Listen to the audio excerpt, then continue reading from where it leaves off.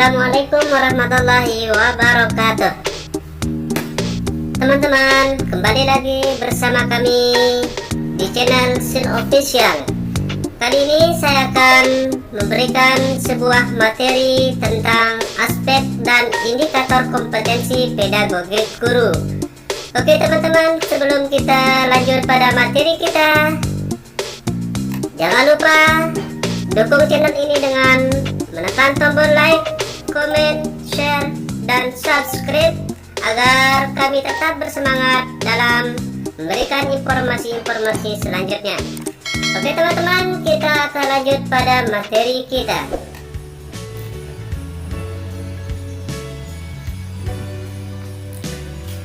Sebelum kita lanjut pada materi kita tentang aspek dan indikator kompetensi guru, terlebih dahulu kita harus mengerti apa itu kompetensi pedagogik guru.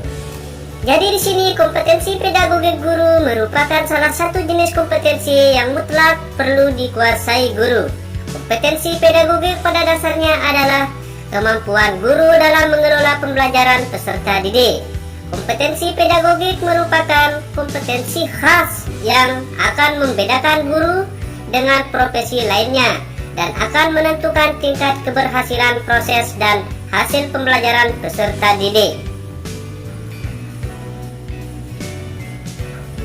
Oke, selanjutnya aspek dan indikator kompetensi pedagogik guru. Berkaitan dengan kegiatan penilaian kinerja guru, terdapat 7 aspek dan 45 indikator yang berkenaan penguasaan kompetensi pedagogik. Berikut ini akan disajikan ketujuh aspek kompetensi pedagogik beserta indikatornya. Yang pertama, menguasai karakteristik peserta didik. Guru mampu mencatat dan menggunakan informasi tentang karakteristik peserta didik untuk membantu proses pembelajaran. Karakteristik ini terkait dengan aspek fisik, intelektual, sosial, emosional, moral, dan latar belakang sosial budaya. Indikatornya: 1. Guru dapat mengidentifikasi karakteristik belajar setiap peserta didik di kelasnya. 2. Guru memastikan bahwa semua peserta didik mendapatkan kesempatan yang sama untuk berpartisipasi aktif dalam kegiatan pembelajaran.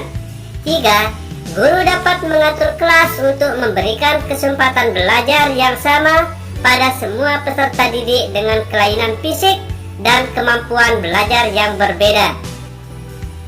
4. Guru mencoba mengetahui penyebab penyimpangan perilaku peserta didik untuk mencegah agar perilaku tersebut tidak merugikan peserta didik lainnya. 5. Guru membantu mengembangkan potensi dan mengatasi kekurangan peserta didik. 6. Guru memperhatikan peserta didik dengan kelemahan fisik tertentu agar dapat mengikuti aktivitas pembelajaran sehingga peserta didik tersebut tidak termarginalkan atau tersisihkan, diolok-olok, minder, dan sebagainya. Teori belajar dan prinsip-prinsip pembelajaran yang mendidik. Guru mampu menetapkan berbagai pendekatan, strategi, metode, dan teknik pembelajaran yang mendidik secara kreatif sesuai dengan standar kompetensi guru. Guru mampu menyesuaikan metode pembelajaran yang sesuai dengan karakteristik peserta didik dan memotivasi mereka untuk belajar. Indikatornya: 1. Guru memberikan kesempatan kepada peserta didik untuk menguasai materi pembelajaran sesuai usia dan kemampuan belajarnya melalui pengaturan proses pembelajaran dan aktivitas yang bervariasi. 2. Guru selalu memastikan tingkat pemahaman peserta didik terhadap materi pembelajaran tertentu dan menyesuaikan aktivitas pembelajaran berikutnya berdasarkan tingkat pemahaman tersebut. 3. Guru dapat menjelaskan alasan pelaksanaan kegiatan atau aktivitas yang dilakukannya, baik yang sesuai maupun yang berbeda dengan rencana terkait keberhasilan pembelajaran. 4.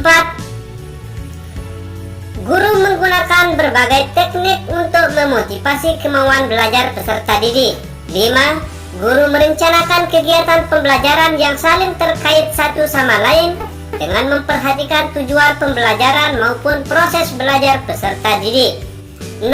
Guru memperhatikan respon peserta didik yang belum atau kurang memahami materi pembelajaran yang diajarkan dan menggunakannya untuk memperbaiki rancangan pembelajaran.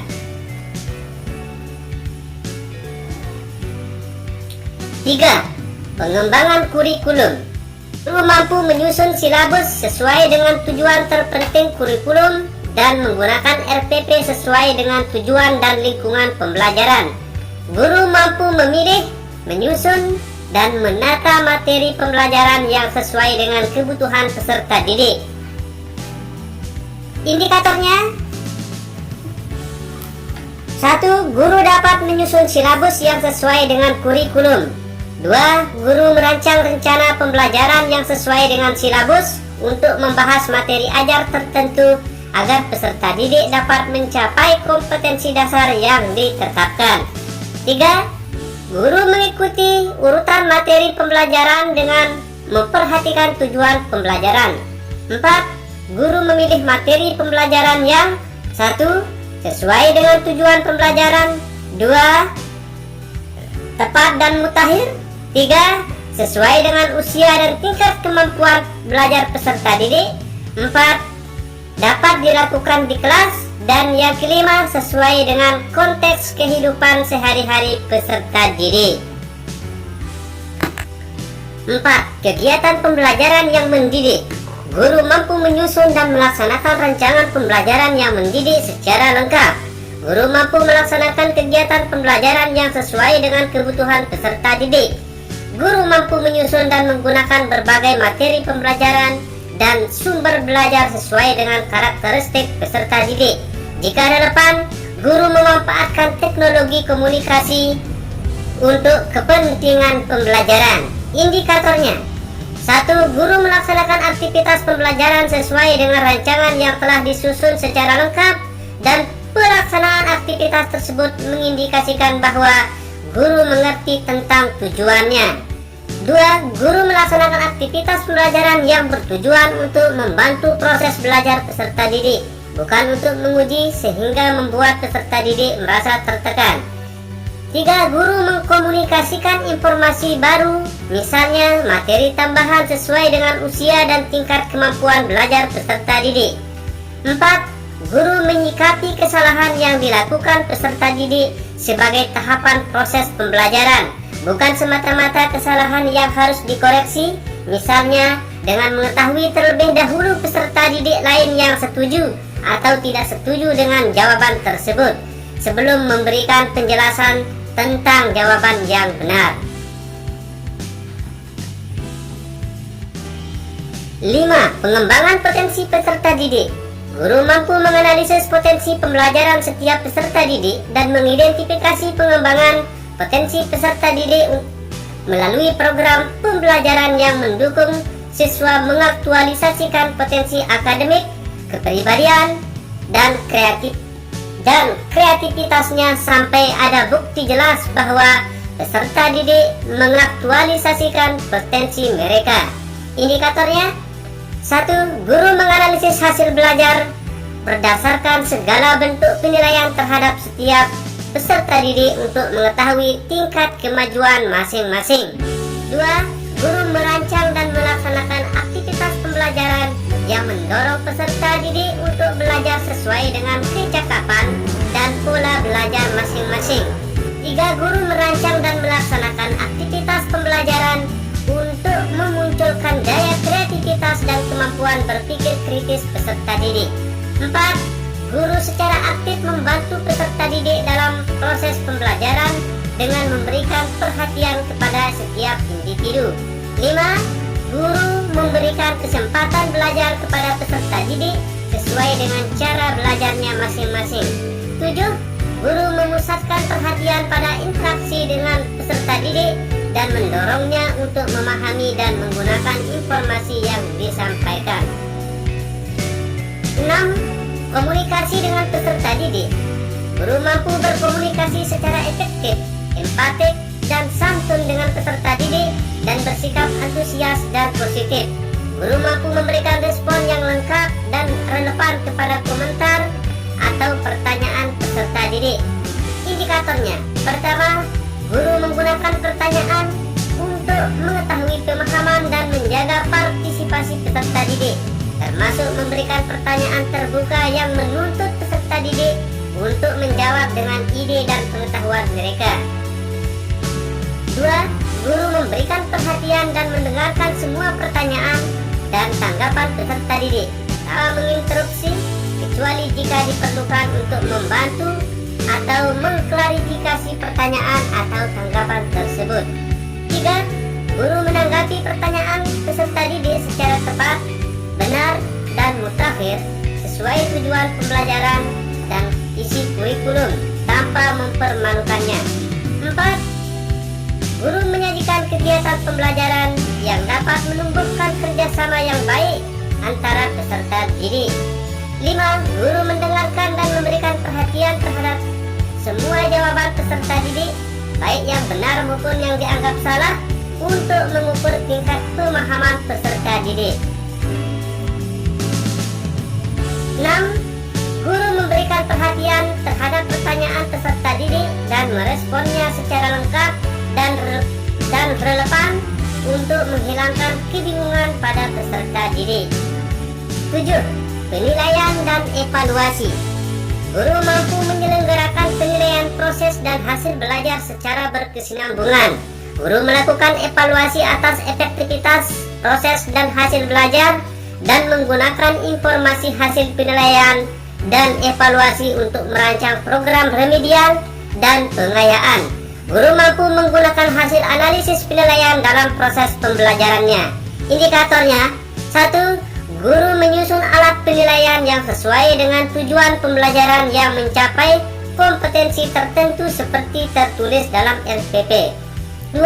Guru melaksanakan penilaian dengan berbagai teknik dan jenis penilaian selain penilaian formal yang dilaksanakan sekolah, dan mengumumkan hasil serta implikasinya kepada peserta didik tentang tingkat pemahaman terhadap materi pembelajaran yang telah dan akan dipelajari.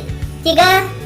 Guru menganalisis hasil penilaian yang mengidentifikasi topik atau kompetensi dasar